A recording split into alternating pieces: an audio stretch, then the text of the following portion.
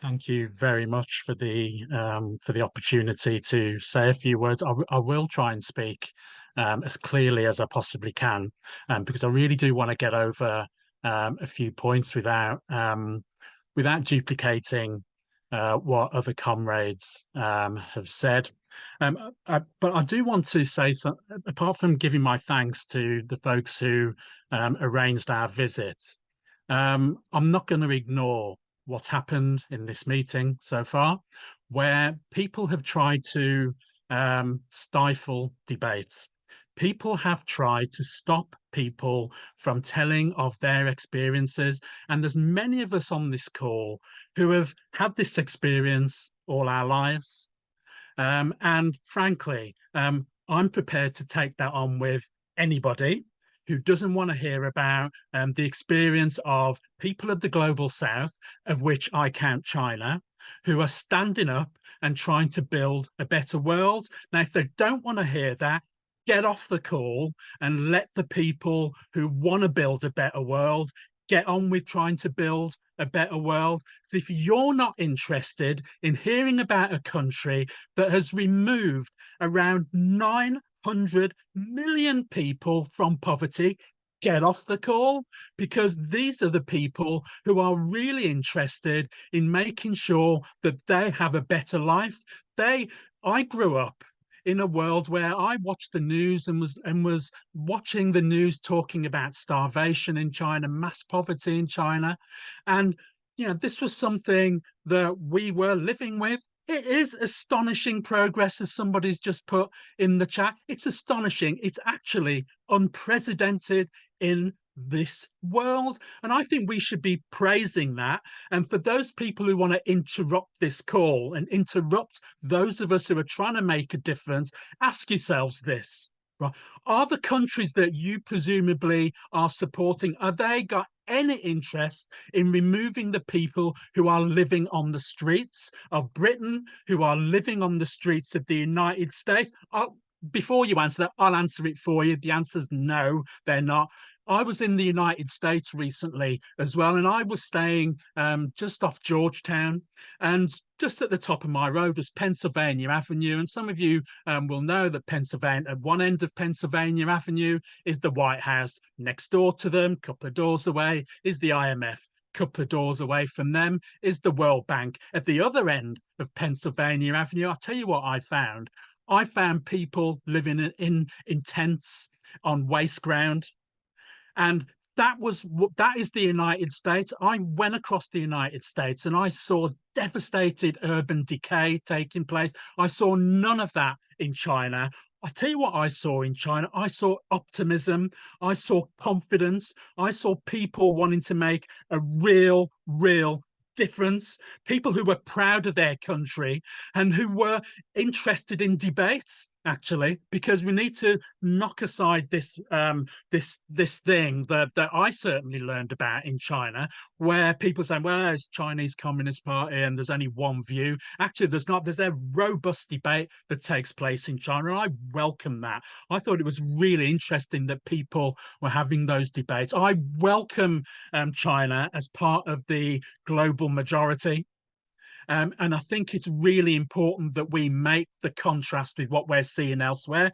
Over these last few days, we saw the G7 meeting taking place in Italy, where everybody was running around thinking that it's okay to shake hands with a fascist who runs that country as the prime minister. Everyone's running around, couldn't wait to have a photo taken next to this person while they sit around a table and try and carve up the world. You will never see China sitting around a table talking about or planning to carve up the world. Actually, what you see is China working with the rest of the global south, working with people to try and build that better world, to try and make sure that people can have a better life, because they understand in China. One of the great lessons that I got from my visit was that their interests are very much dependent on everybody else's interest in the global south. And I think that that is a really important starting point, not the starting point that the United States has, for example, which basically said, You can only have the friends that we have. You can only do the things that we do. You can only trade with the people that we say you can trade with. And if you fail to do any of those things, we're going to sanction you, and we're going to even consider military action against you. So, what sort of world do people want? Do you want a world where people are cooperating with each other, not at the point of a gun or not at the threat of sanctions, but actually talking seriously about building that proper world? Or do you want to continue to support a country that really is hurtling towards trying to throw us into World War III?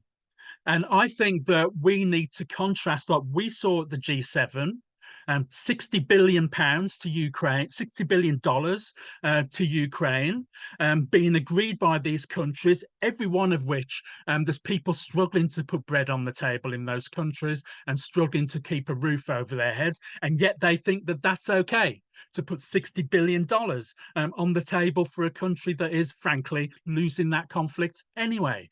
They need to think really seriously about what this new world is. And I want to move away from the words of multipolar, because one of the things that I learned again in China was that that's not something that they're particularly interested in. They're interested in a world of cooperation. They're interested in multilateral world. They're interested in a multilateral world where people are cooperating with each other, where there's not a world leader, where somebody thinks because they're elected that they can, in a particular country, that they can pass themselves off as being the leader of the free world, apparently. When it needs Georgia Maloney to try and point them in the right direction at a photo opportunity. We need to get serious about making sure that we go out and argue the case for the global south and include China within that case for the global south. And we shouldn't be afraid of going out and doing that. These people who think that it's okay to come and interrupt proper debate and throw around the N-word and to throw around insults at people need to be confronted for what they are. They are racists, and they are interrupting our meeting, and they are people who want to maintain, it's not even the status quo. They want to maintain a position where the global south acts as an extracting point for them, so that they continue to get rich and the rest of the world continues to get poorer. That's what I thought I knew before I went to China. But I tell you what I learned in China was that I learned more of that is necessary. I learned more of us going out and having these arguments with these ignorant people who think that it's all right to come on these meetings and interrupt people trying to make a better world. I think we have to confront these individuals wherever they are. But most of all, I think we should be really proud of our support for China.